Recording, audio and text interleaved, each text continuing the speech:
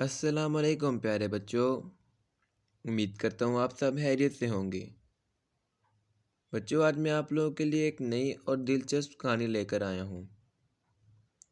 کہانی شروع کرنے سے پہلے میں چاہتا ہوں کہ آپ لوگ میرے چینل کو سبسکرائب کر لیں اور بیل آئیکن کو لازمی دبا لیں تاکہ آنے والی ہر نئی ویڈیو آپ تک سب سے پہلے پہنچ جائے۔ تو چلیں شروع کرتے ہیں ہماری کہانی۔ لاپرواہی کا نتیجہ۔ علی، آپ ابھی تک فون پر گیم کھیل رہے ہیں؟ آپ کے امتحانات ہونے والے ہیں اور آپ ٹائم ضائع کرنے میں لگے ہوئے ہیں۔ علی کی ماں دوسری بار اس کے کمرے میں آئی اور اسے فون پر گیم کھیلتے دیکھ کر غصے سے بولی، تھوڑی سی گیم باقی رہ گئی ہے، وہ مکمل کرتا ہوں، پھر نماز کا ٹائم ہو جائے گا، نماز پڑھ کر پھر اسکول کا کام کرنے بیٹھ جاؤں گا۔ علی نے فون پر نظر جمائے ہوئے جواب دیا، میں بہت دنوں سے دیکھ رہی ہوں آپ کا پڑھائی کی طرف دھیان بالکل بھی نہیں ہے۔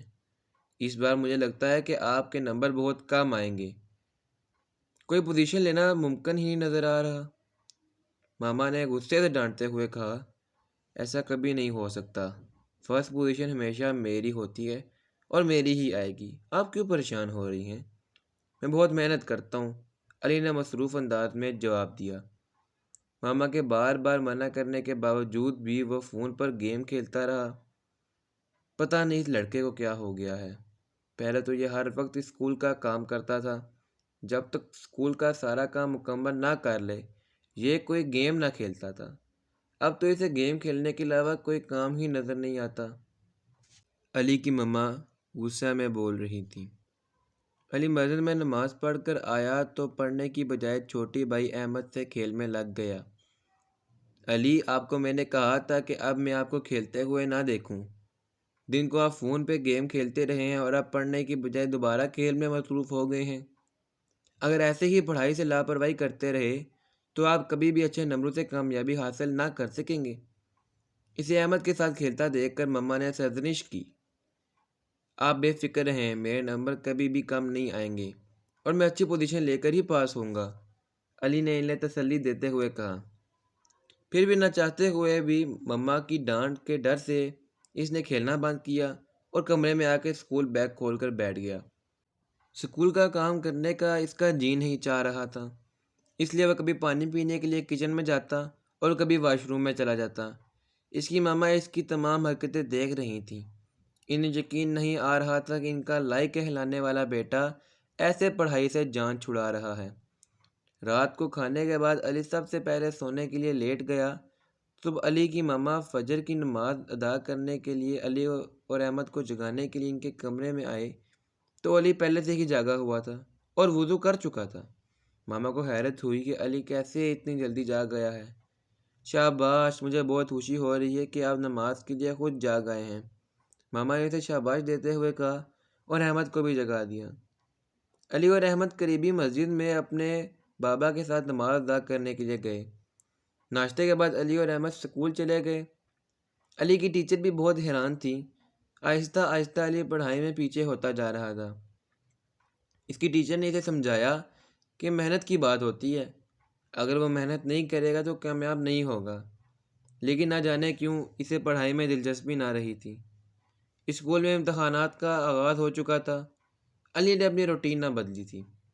صبح سویرے وہ نماز ادا کرنے کے لیے مسجد میں جاتا، گھر پر آ کر قرآن پاک کی تلاوت کرتا، گھر کے کاموں میں بھی ماما کی مدد کرتا رہتا تھا، لیکن پڑھائی کی طرف کوئی توجہ نہ دیتا تھا۔ پیپر ختم ہو گئے تو اسکول میں والدین کو بچوں کا رزلٹ دکھانے کے لیے بلایا گیا۔ احمد کا رزلٹ بہت اچھا رہا، لیکن علی کے رزلٹ پر ٹیچر بھی حیران تھے۔ وہ بہت معمولی نمبروں سے پاس ہوا تھا اور اپنا رزلٹ دیکھ کر وہ بھی بہت شرمندہ ہو رہا تھا۔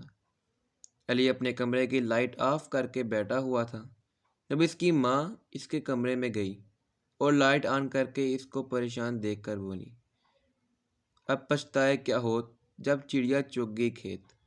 اب پریشان اور شرمندہ ہونے کا کیا فائدہ؟ جب پڑھنے کا وقت تھا آپ فضول کاموں میں اپنا وقت ضائع کر رہے تھے۔ میں آپ کو بار بار سمجھا رہی تھی کہ وقت ضائع مت کرو۔ اگر آپ نے میری بات سنی ہوتی تو آج یہ دن نہ دیکھنا پڑتا۔ ماما میں ساری نمازیں ادا کرتا تھا، قرآن پاک کی تلاوت بھی کرتا تھا، گھر کے کاموں میں آپ کی مدد بھی کرتا تھا۔ مجھے ان سارے نیک کاموں کا انعام ملنا چاہیے تھا اور میرا رزلٹ سب سے بہترین ہونا چاہیے تھا، لیکن یہ کیا، میرا رزلٹ تو بہت برا ہے۔ علی نے روتے ہوئے کہا، اب مجھے آپ کے مسئلے کی سمجھ آ گئی ہے، آپ کیوں اسکول کا کام نہ کرتے تھے؟ ماما نے حیران نظروں سے اس کی طرف دیکھتے ہوئے جواب دیا، ایک بات یاد رکھنا علی بیٹا، نماز کی پابندی کرنا اور تلاوت قرآن پاک کرنا، والدین کی مدد کرنا، خدمت کرنا، یہ سب آپ پہ فرائض میں شامل ہیں۔ اس بات میں کوئی شک نہیں کہ نماز بری باتوں سے روکتی ہے اور بھلائی کے کاموں کی طرف لے جاتی ہے، لیکن آپ کو اسی کام کا صلہ ملتا ہے جس کے لیے آپ نے محنت کی ہوتی ہے۔ آپ نے یہ تو سنا ہوگا کہ محنت میں برکت ہوتی ہے۔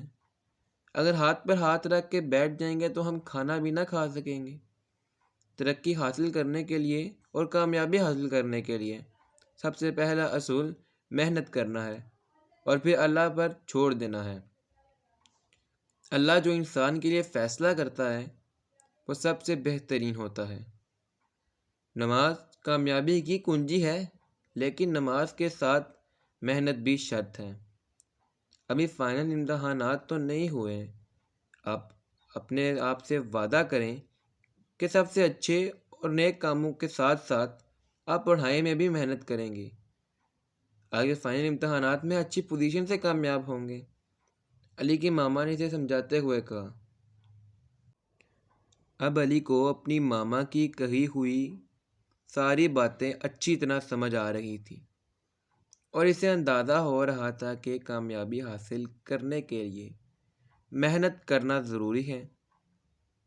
پیارے بچوں، جو آپ بھی دل لگا کر پڑھائی کریں گے تاکہ آپ بھی اچھے نمبروں سے کامیاب ہو سکیں، اگر آپ بھی اسی طرح نیک کام کریں گے، نمازیں پڑھیں گے اور سوچیں گے کہ اللہ تعالیٰ ہمیں اسی طرح پاس کر دیں گے، تو یہ غلط ہے۔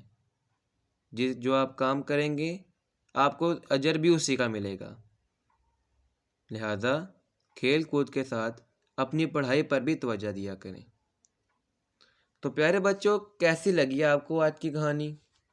امید کرتا ہوں آپ لوگوں کو پسند آئی ہوگی اور آپ لوگوں نے اس کہانی سے اچھا سبق بھی حاصل کیا ہوگا۔ اگر آپ لوگوں کو میری کہانی پسند آئی ہے اور اس سے آپ نے اچھا سبق حاصل کیا ہے تو ابھی میرے چینل کو سبسکرائب کریں، بیل آئیکن کے بٹن کو لازمی دبائیں، ویڈیو کو لائک کریں اور آگے شیئر کر دیں۔ ملتا ہوں آپ لوگوں سے ایک اگلی سٹوری میں اگلی ویڈیو کے ساتھ، تب تک کے لیے دیجیے اجازت، اللہ حافظ۔